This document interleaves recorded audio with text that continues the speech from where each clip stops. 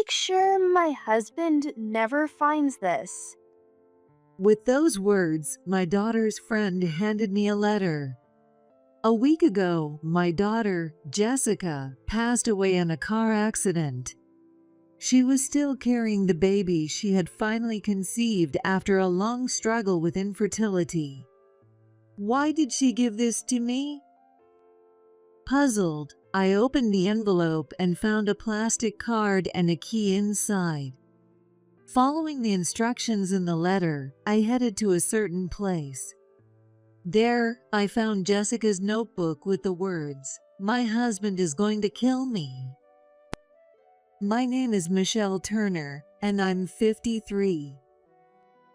My husband passed away 23 years ago, and since then, I've raised my only daughter, Jessica, while working as a pharmacist. 3 years ago, Jessica got married. When she moved out, I initially felt a sense of loneliness. But soon enough, I got used to living alone and started enjoying my freedom.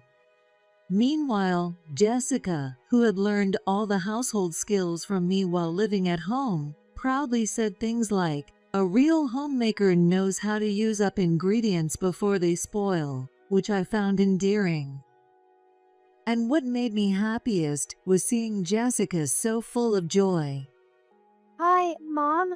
I stopped by after my checkup. Oh, welcome back. How's the baby? Great. Everything's on track. Yes, Jessica was now 5 months pregnant. After a long journey through infertility treatments, her voice full of happiness when she shared the news of her pregnancy is something I still remember vividly. But I've been feeling a little anemic lately. Oh no, really? You should have told me sooner. Come, take a rest here for a bit. I guided Jessica to the couch in the living room and made her a warm cup of tea. My daughter's home is about a 20-minute bus ride from here. The hospital is roughly halfway between her house and mine, so she often stopped by on her way back from her checkups. How's Mark? Mark, Jessica's husband, works for a food manufacturing company. Even though Jessica always had her checkups on weekdays, and I figured Mark would be at work anyway, I couldn't help but ask each time. And every time, Jessica would cheerfully reply, "He's at the office." So, this time, when Jessica's expression suddenly tensed for a moment, it caught me off guard. "What's wrong? Did you two have a fight?" Oh, no. It's not like that. "If something's bothering you, you can always talk to me." Seeing my daughter looking troubled and somewhat downcast, I felt concerned. It's nothing. He's just on a business trip today. So can I stay for dinner? "That's fine, but..." Yay. Your cooking is always so good, Mom, and the baby loves it too. Then Jessica's usual smile returned as she spoke to her belly. "Right. Well, they're a married couple. They go through things, I guess." Even though she's my daughter, I knew it wasn't my place to pry any further. So I decided not to ask any more questions. But I never imagined that a day would come when I'd deeply regret not pushing her for more. That day came just 2 days after Jessica had stopped by. I received a call on my cell phone. "A car accident? Jessica?" The voice on the other end belonged to a man I didn't recognize. He identified himself as a police officer, and his words sounded like something out of a movie, far from reality. Still, I rushed to the designated hospital as he instructed, only to find my daughter lying quietly on the bed, eyes closed. The doctor looked regretful as he said, "I'm sorry, but the baby didn't make it either." "Jessica, this can't be true. You just came by the other day, full of life." It all felt like a terrible dream. But when I touched her body, she felt so cold. Jessica, Jessica. No matter how many times I called, she didn't respond. Then, a male police officer who had been standing behind me spoke hesitantly. The car's dashcam recorded your daughter just before the accident. His calm tone left me unable to even respond. I just stood there, silently looking at Jessica, who remained unresponsive. It appears she was feeling unwell and staggered into the road. That's when. The officer continued explaining, and his words made me remember Jessica mentioning she'd been feeling lightheaded. She seemed so energetic back then. Was she pushing herself too hard to keep me from worrying? Even though the officer kept talking, I could no longer hear anything he was saying. It felt as if time had stopped for me, just as I was lost in that moment. Jessica. The door suddenly burst open, and Mark, Jessica's husband, rushed in. Mark. I was at work when I got the call from the police saying Jessica had been in an accident. Oh, Jessica. He ran over to Jessica's side, clinging to her body and crying out in anguish. Seeing him so openly mourning without concern for who might be watching made my chest ache as if it was being squeezed tight. Before I knew it, I gently placed my hands on his shoulders. Thank you for grieving so much for her. Of course, Jessica was my beloved wife. Yes, Jessica was so loved by you. Thank you. When I said that, he broke down in tears again. Watching Mark like that, I felt a deep sense of helplessness. But at that moment, I couldn't shed any tears. It was because I still couldn't fully accept the reality in front of me. The days that followed were a whirlwind. From planning her funeral to handling insurance, bank accounts, and notifying acquaintances, there was just so much that needed to be done. Of course, I thought of asking Mark for help. But there was a reason that made it impossible. I'm so sorry, Michelle, but I haven't been able to pull myself together yet. Mark, looking completely exhausted, said he couldn't do anything. Under normal circumstances, as Jessica's husband, he might have been the one to take charge as the chief mourner. However, having lost both his wife and unborn child all at once, I wanted to give him as much space as I could. So, I decided to take care of everything myself. 2 weeks passed from the funeral, and just when things around me started to settle down, I realized I hadn't had a moment to grieve.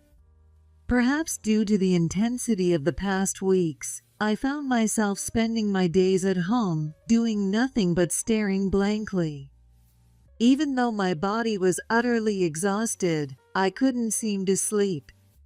And I didn't have the energy to do anything, nor did I have an appetite. I had taken some time off work, so I only left the house for the bare minimum of grocery shopping. Living like that, I lost track of how much time had passed. Then, one day, Well, my name is Kate Anderson. We met the other day at the funeral home. the visitor who came to my door was Kate, Jessica's friend. I first met Kate at the funeral, but I had heard Jessica talk about her many times before. At the service, Kate was kind enough to check on me while I was running around handling various things by myself. She's a very thoughtful young woman. I'm sorry to drop by like this. I tried calling a few times, but I couldn't get through. Oh, I'm sorry I didn't notice. I guess I'm still feeling a bit worn out. Truthfully, I had noticed the phone ringing. but I just couldn't bring myself to do anything. And I'd been so sluggish lately that the calls always ended before I could pick up. And I didn't have the energy to call back either. Kate looked at me with concern. You're not. Okay, are you? I didn't expect any of this to happen either. I know. It still feels like I'm stuck in a dream. I brought some cake. Would you like to have some with me? Jessica once told me. My mom loves this kind. She did? Thank you. Let me make us some tea. Come on in. Holding back the tears that were welling up, I invited Kate into the living room. We sat together, sharing the cake and hot tea. It was the first time in a while that I felt like I could actually taste something. Kate, always good with people, seemed to understand my feelings and kept the conversation light. However, after we finished eating, she hesitated for a moment before pulling out a letter from her bag. It seemed this was the real reason for her visit. I've been holding on to this for Jessica. Michelle, it's for you. What? She gave this to you? For me? The envelope she handed me was slightly larger than usual, and when I took it, I felt something hard inside. On the front, it clearly read, "To Mom." In Jessica's handwriting, unmistakably. I couldn't take my eyes off those words and just stared at the envelope. Seeing this, Kate explained why she had been the one holding onto the letter. I've had this for about 2 weeks now. When Jessica gave it to me, she said, "Make sure my husband doesn't find it." Her husband, Mark? Yes. She also told me, if something happens to me, make sure this gets to my mom. Why would she say something like that? I don't know. I thought it was strange too, but since Jessica was pregnant, I figured she might have a lot of worries. Kate spoke with a serious expression, choosing her words carefully, probably to be mindful of my feelings. She continued speaking slowly. At that time, I just laughed it off and said, "What a silly thing to say, don't worry," and didn't ask her any more questions. I see. But now, I regret not being more supportive and listening to her. As she spoke, Kate pressed her fingers against her eyes, holding back tears. Seeing her like this, I saw a reflection of myself in her. I understand how Kate feels. I feel the same way. After all, when I last saw Jessica, I had sensed that she seemed a bit down, but I chose to just watch over her instead. I kept thinking that if I had done something, even if it seemed intrusive, maybe I could have prevented all of this. Lost in these thoughts, I must have frozen in place because Kate gently patted my shoulder. Now, please see for yourself what Jessica wanted to tell you, Michelle. Yes, you're right. I'll open it now. I cut open the top of the envelope with scissors. Yet, there was something that didn't quite sit right with me. It's strange that she didn't want Mark to find this. Feeling a sense of unease in my chest, I opened the envelope. Inside, there was a small note. To Mom, when you receive this letter, please go to this place. Is that all? Where is this place? Let's see. Oh, it's written here. A safe deposit box? At the bottom of the note, there was the name of a bank and its address. And inside the envelope, separate from the note, I found a plastic card and a small silver key. It seemed these were needed for accessing the safe deposit box. Kate and I exchanged a glance. Neither of us had ever heard of Jessica using something like a safe deposit box to store anything. What could she possibly have kept in there? Thinking about it wouldn't give us any answers. So Kate and I decided to head to the location mentioned in the note. It took about an hour to get from my house to the bank. I never knew it worked like this. How interesting. The plastic card served as a key to access the room where the safe deposit boxes were, and the silver key was needed to open the box itself. Now we'll find out what Jessica left here. With my heart racing, I inserted the key into the box. I could hear Kate swallow nervously beside me. It's open. Inside, we found a notebook and a USB drive.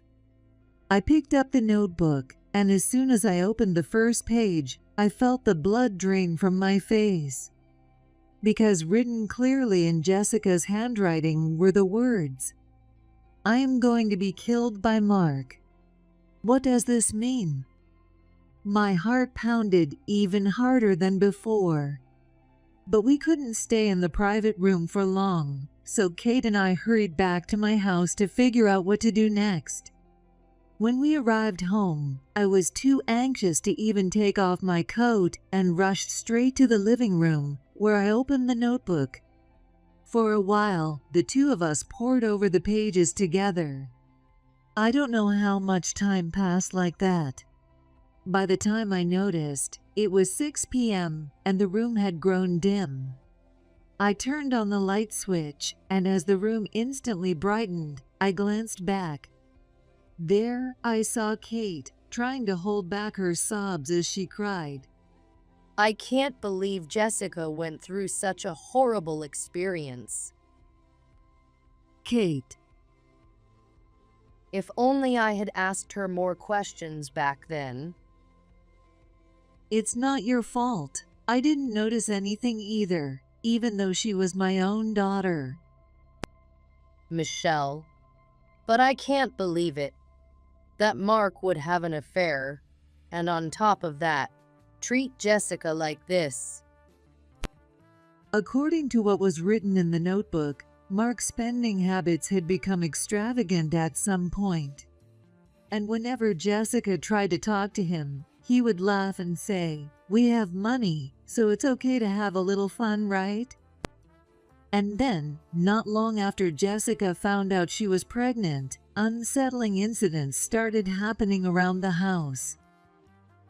Once, a piece of paper was on the stairs, and she nearly slipped and fell. Another time, plates from the cupboard were precariously stacked, and when she opened the door, they came crashing down. And finding expired, rotten food mixed into the refrigerator, that's just unbelievable. I knew my daughter had learned from me and was diligent with household chores. So, even if she had overlooked something, it was hard to believe that there would be a huge pile of spoiled food. And it didn't seem like these things were accidents. Jessica made it clear in her notes that it was all orchestrated by Mark. Mark and Jessica seemed to get along so well. When he rushed to the hospital, I never for a moment thought that Mark's grief might have been an act. As I read further, I learned that Jessica discovered the truth by accidentally overhearing Mark talking on the phone. From the conversation, she realized that he was speaking to his affair partner. Do you think Jessica's husband tried to harm her because she found out about his affair? Kate's words made me pause for a moment. I can't believe it. Why would he do something so awful? She clenched her fists, trembling with anger. Kate probably thought that Mark might have tried to get rid of Jessica just because he wanted to be with another woman, such a shallow motive. But there was one other thing that came to my mind. Last year, Jessica inherited her paternal grandfather's estate. My husband had already passed away, and there were no other siblings, so Jessica was the sole heir. Oh, I didn't know that. My father-in-law owned several apartment buildings and had significant assets, so Jessica received a substantial amount of money. I had never heard about this before. Maybe Jessica felt uncomfortable talking about money, especially since the amount was so large.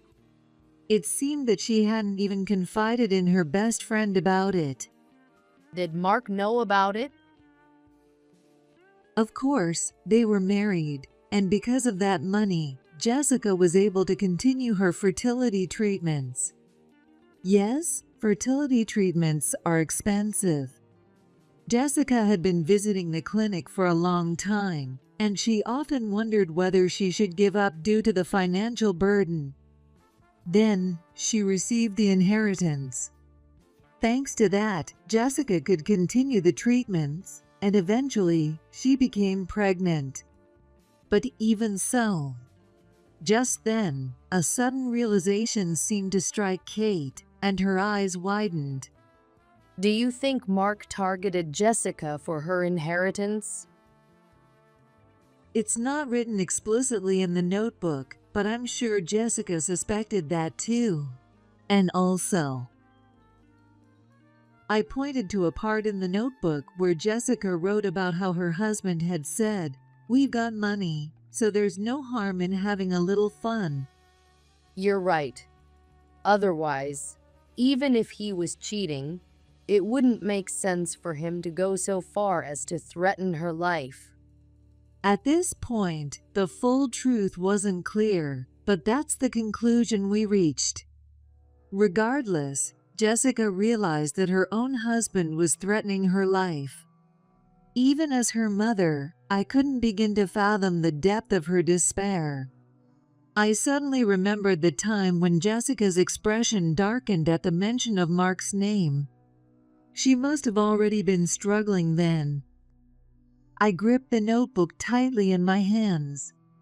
It was something Jessica had written at the risk of her life. Some of the words were smudged and uneven, perhaps because she had written them while crying. She looked so happy. If that accident was Mark's doing, it's a clear crime. As these thoughts crossed my mind, a burning anger toward Mark welled up inside me. To make matters worse, as things stood, Jessica's inheritance was going to that man, her spouse. Kate, I won't let this end like this. No matter what, I'll make sure he understands the pain Jessica went through. That's the resolution I made. A few days later, I found myself hiding out at a certain location. It was Jessica and Mark's apartment. Mark was sprawled on the couch in a messy living room, casually swirling a glass of wine. I watched this scene from a place where they couldn't see me. Honestly, I should be grateful to Jessica, right? Mark said with a smirk, while the woman lying on the carpet eating potato chips clung to his side. She had to be his mistress. As she laughed and said, "What a heartless guy, his own wife's dead," Mark pulled her closer. What are you talking about? Thanks to her being gone, we can be together like this, right? Mark leaned over the woman, a slimy grin spreading across his face. She kept spending so much money on those fertility treatments. It's not like I even wanted a kid in the first place. He sat up, pouring more wine into his glass, grumbling that Jessica kept nagging him about wanting children, and that he had only gone along with it because it was easier than arguing. Then, as if irritated by something, he downed the wine in one gulp. But I really panicked when she got pregnant. If she has a kid, I'll have less my inheritance, right? Whether it was the alcohol or showing off in front of his mistress, Mark kept running his mouth. Let me tell you, it wasn't easy. I had to set traps around the house to make it look like an accident. I tried to get her to fall down the stairs or have plates drop on her head. When his mistress teased him about how those plans hadn't worked, Mark got defensive, a hint of irritation in his voice. She just had dumb luck. But hey, in the end, I got lucky, right? I just scared her a bit, and she jumped into the road herself. Mark let out a coarse, grating laugh. The woman clung to him even tighter. But in the next instant, there was a loud bang, and the living room door flew open with enough force to almost break. Who's there? It's me. Mark and his mistress froze, staring at me like deer caught in the headlights. But they quickly snapped out of it, and both began to shout. Jesus Christ, barging in here like this. His mistress clung to Mark's arm, tugging on it furiously. Mark, who is this old lady? Does it help if I say I'm Jessica's mother? Wait, so you're Mark's mother-in-law? The mistress looked panicked. My sudden appearance must have been a total shock to her. She stood there with her mouth agape, completely frozen. Meanwhile, Mark, who had just gotten over his initial surprise, now turned bright red with anger. Get out of here. You're trespassing. Get out now. So what? Oh, by the way, I heard everything. Your whole conversation. What? Ignoring Mark's glare, I walked over to the wall socket, yanked out the plug, and slammed it onto the floor. With a cracking sound, it broke open, revealing a bugging device. I heard everything that went on here. Mark's affair, and everything he did to Jessica. To gather evidence, I had used the spare key Jessica had given me, with Kate's help, to plant the device. There was also a hidden camera that allowed me to monitor the situation in real time. So even if I wasn't physically present, I knew exactly what the two of them were up to. You've said quite a lot, haven't you? But thanks to that, I got all the evidence I need against you too. I had been sitting in a car parked nearby, listening, intending to give them more time. But when their words turned out to be far worse than I expected, and I realized I had enough evidence, I decided to confront them. What you did is a crime. I'll call the cops on you. What are you talking about? You two are the ones who should be worried if the police get involved. I've got this. I played back the recording from the bugging device for both of them to hear. And then, to my surprise, Mark started marching straight toward me. What are you trying to do? Hand that over to me. No way. Then you leave me no choice. The look on his face suggested he might attack me at any moment. I quickly ran into the kitchen and grabbed the nearest thing I could find. Don't come any closer. What the hell is that? Both Mark and his mistress turned pale. Their eyes were fixed on what I held in my hand. Because I was gripping a kitchen knife. It was probably the one Jessica used every day. Clutching it tightly, I pointed the blade straight at Mark. Try anything funny, and I'll use this. Haha. What's so funny? You think an old lady like you has the guts to do something like that? Go ahead. Give it a shot if you think you can. Mark, who had initially turned pale, seemed to think he had the upper hand in strength, or that I wasn't serious. He taunted me, pointing to his own chest. His mistress smirked behind him, and I felt a surge of anger rise within me. Don't mess with me. This is for avenging Jessica. With the knife still in hand, I glared at them both. My intensity seemed to finally scare them, and they began to back away, looking nervous as they retreated toward the living room. Holding the knife tightly, I kept my eyes on Jessica's tormentors. Mark yelled out, "Wait!" You've got it all wrong. I didn't do anything. It was all her. Megan did everything. What? Megan's eyebrow twitched in response to his words. She was totally obsessed with me, always saying Jessica was in the way. She told me what to do. But Megan immediately shouted back, "You're the one who suggested getting rid of your wife, and you planned everything." Hey, what are you saying? Mark tried to cover her mouth with his hand, but she pushed him away. Megan tried to justify herself, claiming that it was Mark who attacked Jessica with a knife close to her due date, and that Jessica ran into the road trying to escape, so she wasn't at fault. You wanted this to happen too. I never thought you'd actually go through with it. Megan and Mark were yelling at each other. Tears blurred my vision, but I couldn't tell whether they came from anger or sorrow. "Ugh!" I screamed, gripping the knife handle even tighter in my hands. Then I sensed someone bursting into the room. Michelle, The sudden voice made me freeze in place. I turned around, and there stood Kate. She was drenched in sweat, gasping for breath. "Why are you here?" I couldn't reach you by phone, and you weren't at home. I had a feeling, so I came here, and I heard fighting from inside.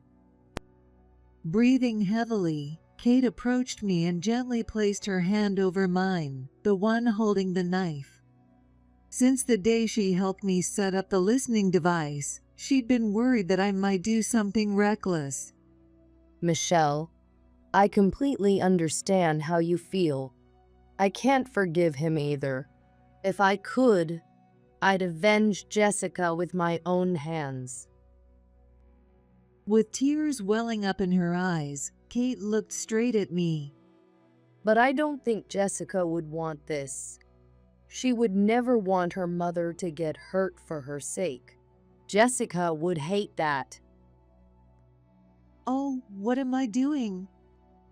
You know better than anyone how kind Jessica was, don't you? Her words made the strength leave my body.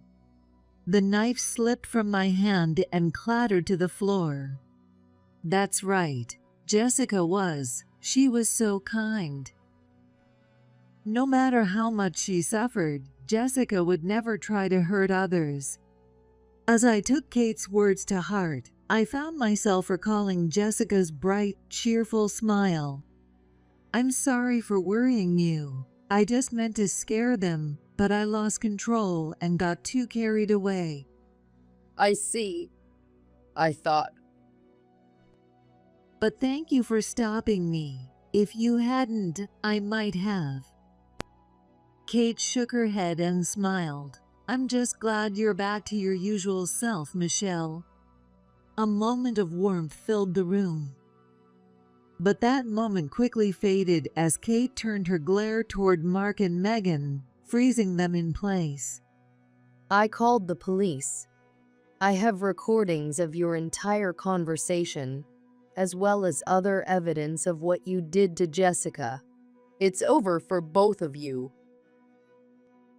At her words, they began to tremble. Megan was the first to move. She shoved Mark aside and made a dash for the front door. But it was Mark who stopped her, trying to push her out of the way so he could escape first. Get out of my way. I'm leaving first. No, I'm going first. Don't get in my way. Shut up. Mark roughly shoved Megan, causing her to stumble and fall to the floor. Then, as if driven to madness, Megan glared at Mark with bloodshot eyes and let out a hysterical scream as she lunged at him. As she stood up, she grabbed the knife I had dropped, clutching it in her hand. No way. Just as Mark's scream echoed through the room, Megan stumbled back. Her hand, clutching the knife, was now stained bright red. Mark made a gurgling sound, unable to form words, before collapsing onto the floor. Help me. If I don't get help, I'll. Mark, sprawled on the floor, reached out toward me. I looked down at him with cold eyes. Why should I help a man like this? That's what I thought, but then. Kate, please call an ambulance for him. Okay. I noticed the hopeful look in Mark's eyes and shot him a piercing glare. Don't get the wrong idea. I haven't forgiven you, but Jessica would never have left someone suffering in front of her, no matter who they were. I said this, wiping away the tears that fell from my eyes. Just then, the intercom rang, and a voice from outside the front door called out, "Police!" Megan was arrested on the spot. Mark was taken to the hospital, but later investigations revealed that the two had conspired together and attacked Jessica for her inheritance. A year later, both Mark and Megan were convicted and imprisoned. From what I've heard, they've given up on life, showing no spark in their eyes and not speaking to anyone. Mark in particular doesn't even respond when the guards call out to him, so he's under strict supervision. I've slowly started to accept the reality of losing Jessica and have been finding my way back to daily life. And Kate, now married, is 5 months pregnant. When she visits me, she always looks so happy, and seeing her smile brings me joy too. I truly hope that Kate finds happiness, not just for herself, but for Jessica's sake as well. That's my deepest wish.